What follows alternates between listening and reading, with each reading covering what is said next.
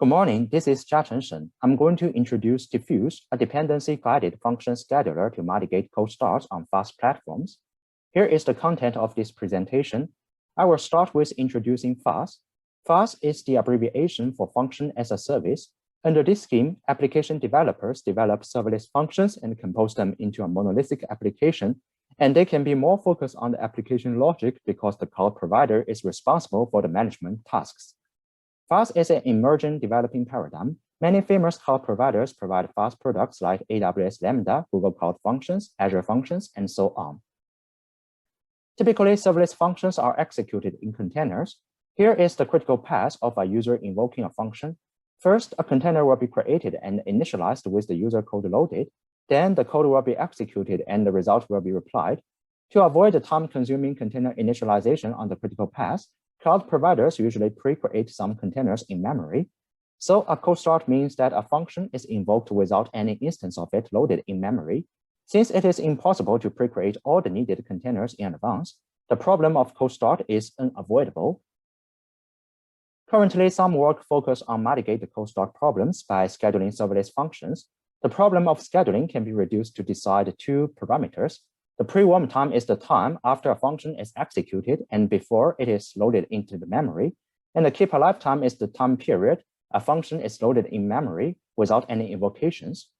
So an optimal scheduler should set proper parameters to reduce the occurrences of cold starts as well as reduce the memory wastes.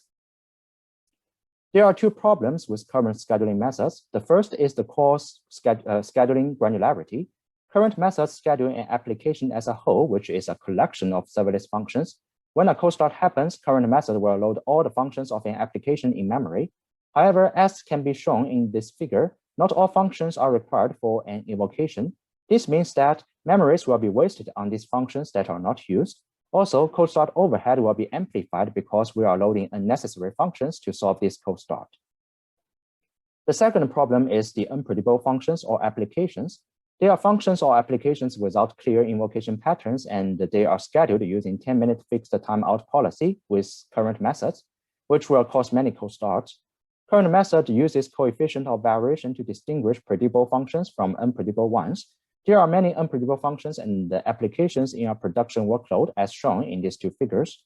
This means that we need to deal properly with them to mitigate cold starts. And besides, because of the large number of unpredictable functions, current scheduling method cannot be directly applied to the function level to save more memory. We find that the dependencies among serverless functions can be used to solve the former problems. To clients, serverless functions are actually APIs that are invoked remotely, and the dependency is the usage pattern of clients. For example, some functions may be commonly invoked, while others may be seldomly invoked. With dependencies none, we can only load required functions to deal with cold starts. The memory can be saved on those functions that are not required. Also, the problem of unpredictable function can be solved if we can find dependencies between them and predictable ones, because we can schedule these unpredictable functions using the invocation pattern of predictable functions.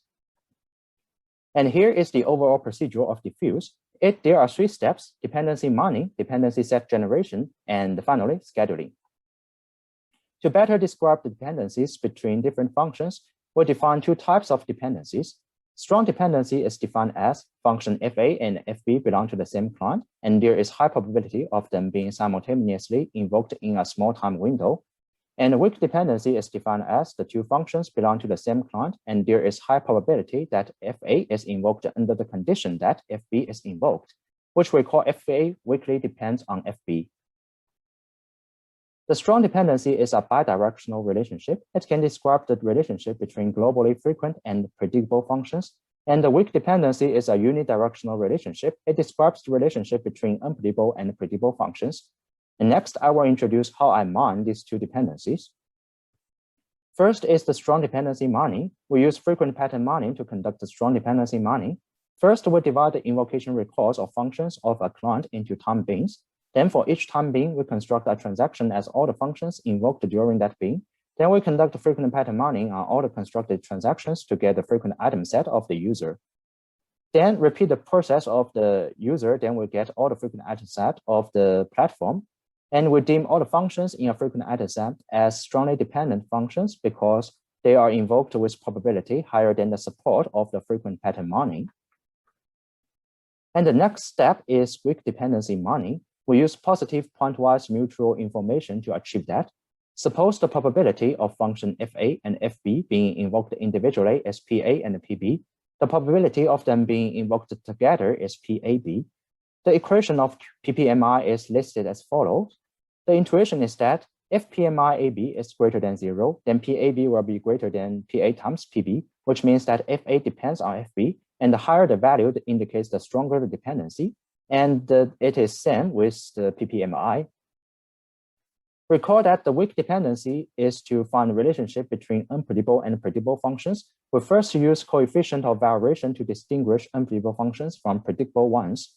Then we construct a co-occurrence matrix and calculate PPMI for each pair of functions. For each unpredictable function, we select the top k highest PPMI as its weak dependency. The next step is to generate dependency sets to facilitate scheduling. We first construct a dependency graph based on the minor dependency relationships, and then we conduct a union find to generate dependency sets. Finally is the scheduling part. We conduct a similar scheduling policy as the previous method. First, we distinguish dependency sets with their coefficient of variation values. For unpredictable sets, we use 5th percentile of the invocation interval histogram as the pre-warm time and the 95th percentile as the keep alive time. For unpredictable sets, we resort to use the 10-minute fixed keep alive policy. And to evaluate diffuse, we conduct a simulation on Azure function dataset. We use two baseline methods. The first is the hybrid application from the previous work. It schedules serverless applications based on their invocation interval histogram. And the second is the hybrid function, which is directly apply the scheduling algorithm to the function level. This image shows the 75th percentile co-start rate of 3 different methods under different memory consumption.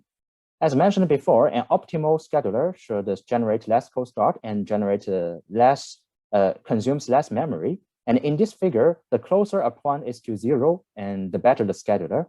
Compared with hybrid function, diffuse generates less co-start, and compared with hybrid application, diffuse generates less co-start rate and consumes less memory.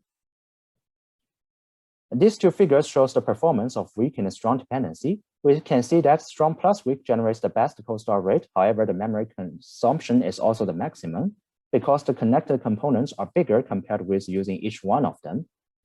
Finally, to conclude, diffuse is the first method to schedule serverless functions based on their dependencies. It adds another dimension to the co-start mitigation on FaaS platforms, and it is compatible with current scheduling and co-start mitigation methods. Thank you.